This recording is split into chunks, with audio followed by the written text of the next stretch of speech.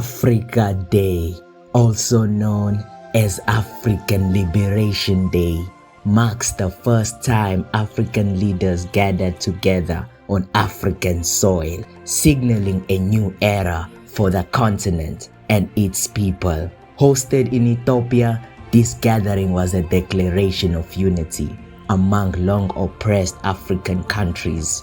Initially starting with 32 independent countries, the African Union now boasts a total of 55 independent nations. What began as the Organization of African Unity on May 25, 1963, evolved into a different entity called the African Union in 2002, a continent united as one. 5 years earlier, in 1958, in the newly independent city of Accra, Ghana, two major meetings took place. The first Congress of Independent Countries was held on April 15, a government-to-government affair meant to strengthen ties between newly independent nations, hosting a total of 8 independent countries at that time.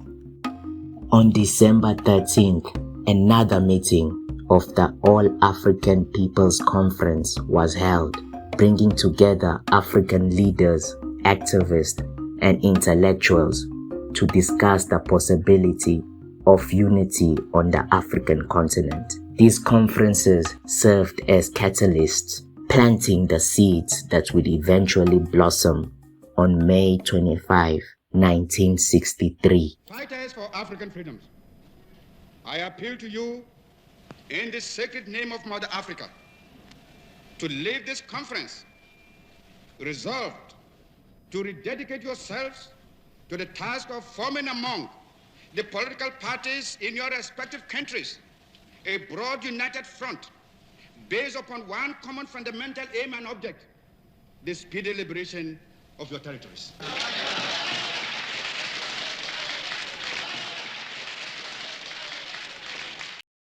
In the 1950s, many African countries were gaining their independence, and a total of 32 African countries came together in Addis Ababa, Ethiopia, a country that had never been colonized throughout its long history.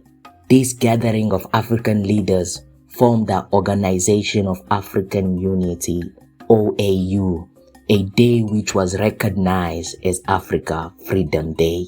A charter was created promoting unity, solidarity, security, and non-involvement in the Cold War between the superpowers.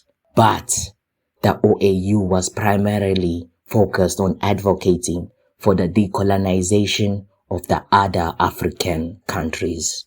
While the OAU had a mandate to approach situations with diplomacy and non-violence, it played a significant part in the decolonization of other African countries through peace talks and diplomatic advocacy. When situations intensified, the OAU provided material support, including financial assistance and military aid, to liberation movements in African countries. The OAU organization also applied international pressure and condemnation on colonial powers. On March 21, 1990, Namibia became the last country to gain independence from colonial rule in Africa, marking the continent's complete freedom. The OAU transformed into the African Union in Durban, South Africa in 2002. The African Union shifted its focus from liberation and colonization to addressing the continent's evolving challenges. While the OAU had a single focus, the African Union has a broader mandate. The African Union was established with more power than the previous OAU. The change presented an opportunity to build on the OAU's achievement while addressing its limitations and shortcomings. The African Union has a more proactive approach to peace and security in Africa. The organization also places a greater emphasis on human rights and good governance. Africa Day is the day we celebrate African unity. You and I should remember this day as the day Africans united under one voice, which gave us more power than any individual country could ever have to fight against colonialism, apartheid, and other forms of oppression to the African people. This day is a coming together of a continent with a total of 1.2 billion people, 55 countries, over 3,000 different cultures, and 2,000 languages, with each person practicing their own religion, from Christianity and Islam to indigenous beliefs and traditions. There is no other organization, country, or continent that can claim this level of diversity. And yet, we have united these people into one organization. It was not an easy feat. Let us celebrate not just the similarity between our people, but also the differences. Let us not only look at the failures of our continent, but also remember our victories. From the liberation of 50 countries, to the genius creation of mathematics, to the innovation of bows and arrows, and the celebration of our first African World Cup. Africa is large and has a lot of problems, but it is through coming together that we can fix these problems.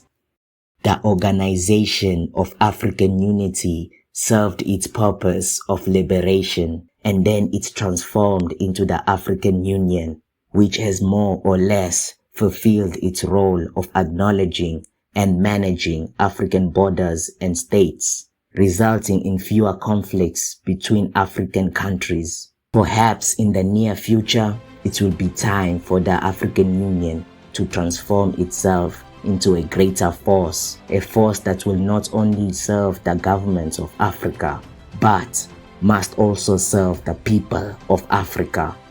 From the businessman in a 50,000 rand suit living in a skyscraper in Johannesburg, South Africa, to the barefoot, ragged little girl fetching water in the village of Ugep in Nigeria, all connected by the power of the newly transformed African Union, a unity of the African people.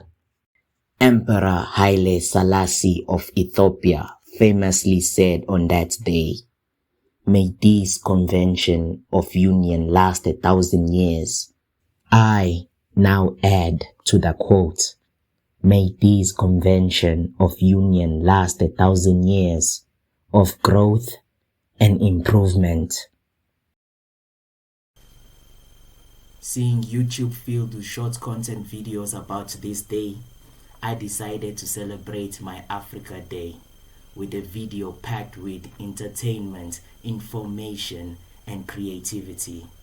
If you watch till the end, I thank you, and I hope you have a fantastic and joyful African Day.